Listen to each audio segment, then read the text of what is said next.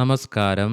ഏവർക്കും post market റിപ്പോർട്ട്സുകളിലേക്ക് സ്വാഗതം. ഇന്ന് ഒക്ടോബർ 31, 2025 വെള്ളി.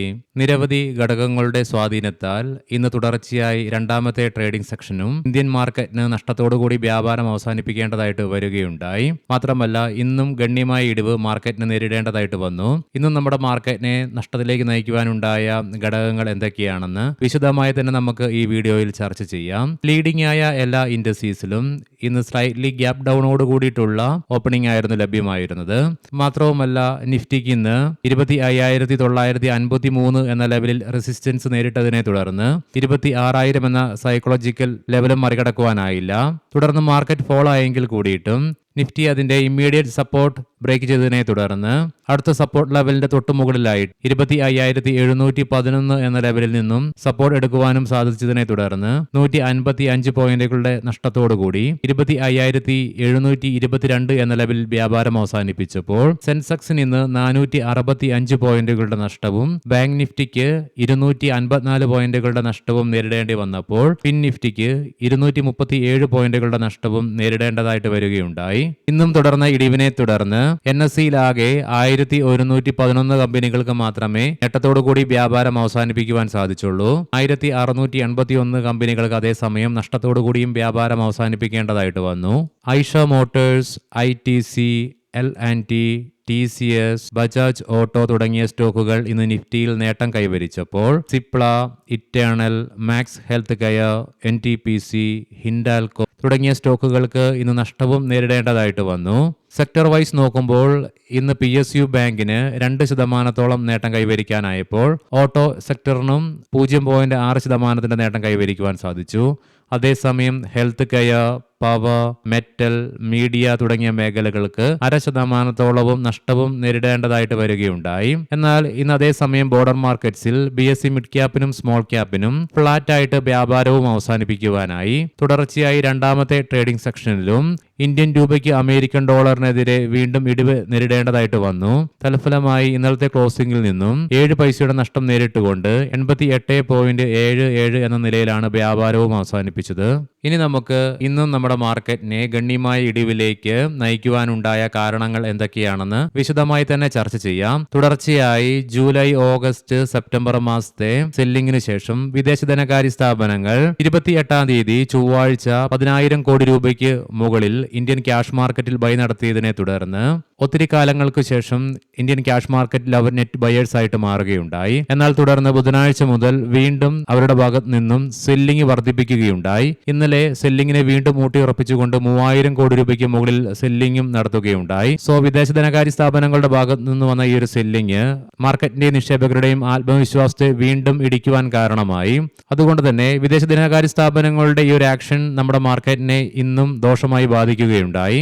ഇന്നലെയായിരുന്നു ഗ്ലോബൽ മാർക്കറ്റും അതേപോലെ തന്നെ ഇന്ത്യൻ മാർക്കറ്റും കാത്തിരുന്ന US പ്രസിഡന്റും ചൈനീസ് പ്രസിഡന്റും തമ്മിലുള്ള കൂടിക്കാഴ്ച നടന്നിരുന്നത് ട്രേഡ് ഡീലുമായി ബന്ധപ്പെട്ട തീരുമാനങ്ങൾക്ക് വേണ്ടിയിട്ട്. എന്നാൽ ഒത്തിരിയേറെ കാലങ്ങൾക്ക് ശേഷം നേർക്കുനേർ കണ്ടുമുട്ടിയ ഇരു നേതാക്കൾക്കും ട്രേഡ് ഡീലിന് മുകളിൽ വ്യക്തമായ തീരുമാനങ്ങളിലേക്ക് എത്തിച്ചേരുവാൻ സാധിക്കുകയുണ്ടായില്ല.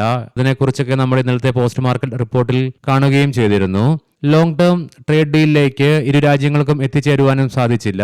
ഇരു നേതാക്കന്മാരും ഉഭയകക്ഷി സമ്മതപ്രകാരം 1 വർഷത്തേക്കുള്ള ട്രേഡ് ഡീലിനാണ് ഏകദേശ ധാരണകളിലേക്ക് എത്തിച്ചേർന്നതെങ്കിലും ഉടമ്പടികളിൽ ഒപ്പുചെയ്യുകയോ അല്ലെങ്കിൽ ഉടമ്പടിയെക്കുറിച്ച് വ്യക്തത വരുത്തുകയോ ചെയ്തില്ല. അത് നമുക്ക് ഇന്നലെ അമേരിക്കൻ പ്രസിഡന്റിന്റെ ഭാഗത്തു നിന്നുമുള്ള സ്റ്റേറ്റ്മെന്റിൽ കോൺഫിഡൻസ് കുറവും പ്രകടമായിരുന്നു.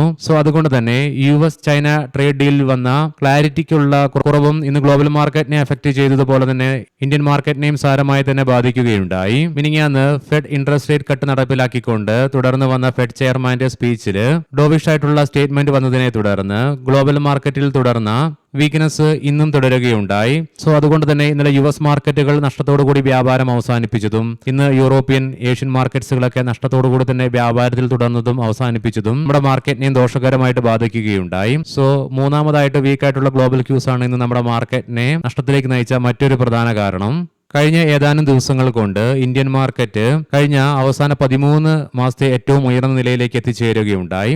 സ്വാഭാവികമായിട്ടും ഈ മുൻപ് പറഞ്ഞ കാരണങ്ങൾക്ക് ഘടകവിരുദ്ധമായിട്ട് വന്നപ്പോൾ നിക്ഷേപകർ നിലവിലെ സാഹചര്യം പ്രോഫിറ്റ് ബുക്കിങ്ങിനുള്ള ഒരു ഓപ്പർച്യൂണിറ്റി ആയി എടുത്തതിനെ തുടർന്ന് പ്രോഫിറ്റ് ബുക്കിങ്ങും നമ്മുടെ മാർക്കറ്റിനെ 2 ദിവസങ്ങളായിട്ട് തളർത്തിക്കൊണ്ടിരിക്കുന്നു. ഇതിനെല്ലാം പുറമെ നിലവിലെ ഇന്ത്യൻ സ്റ്റോക്കുകളുടെ വാല്യുവേഷൻസിലുള്ള കൺസേൺസ് നിലനിൽക്കുന്നതിനാലും കൂടാതെ തുടർച്ചയായി ഇന്ന് രണ്ടാമത്തെ ട്രേഡിംഗ് സെക്ഷനിലും ഇന്ത്യൻ രൂപയുടെ മൂല്യം അമേരിക്കൻ ഡോളറിനെതിരെ ഇടിവ് രേഖപ്പെടുത്തിയതൊക്കെ നമ്മുടെ മാർക്കറ്റിനെ ദോഷകരമായിട്ട് ബാധിച്ചു. ഈ ഘടകങ്ങളുടെയൊക്കെ സ്വാധീനത്താലാണ് തുടർച്ചയായി ഇന്ന് രണ്ടാമത്തെ ട്രേഡിംഗ് സെക്ഷനിലും ഇന്ത്യൻ മാർക്കറ്റിന് ഗണ്യമായ ഇടിവ് നേരിട്ടുകൊണ്ട് വ്യാപാരം അവസാനിപ്പിക്കേണ്ടതായിട്ട് വരികയുണ്ടായത്. ഇനി നമുക്ക് ഗ്ലോബൽ മാർക്കറ്റുകൾ പരിശോധിക്കാം. യുഎസിൽ നിലവിൽ ഡോ ജോൺസ് ഫ്യൂച്ചർ 25 പോയിന്റുകളുടെ നഷ്ടത്തിലാണ് വ്യാപാരം തുടർന്നുകൊണ്ടിരിക്കുന്നത്. 3 യൂറോപ്യൻ മാർക്കറ്റ്സും നഷ്ടത്തോടു കൂടി തന്നെയാണ് വ്യാപാരത്തിൽ തുടർന്നുകൊണ്ടിരിക്കുന്നത്.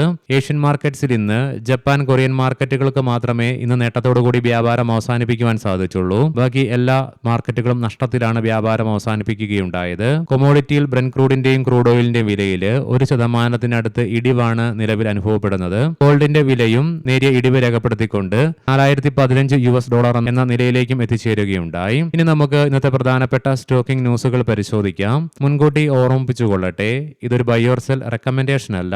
എംഫസൈസ് പറയാൻ പോകുന്ന റിസൾട്ടുകളൊക്കെ quarter to year on year ബേസിസിലാണ്.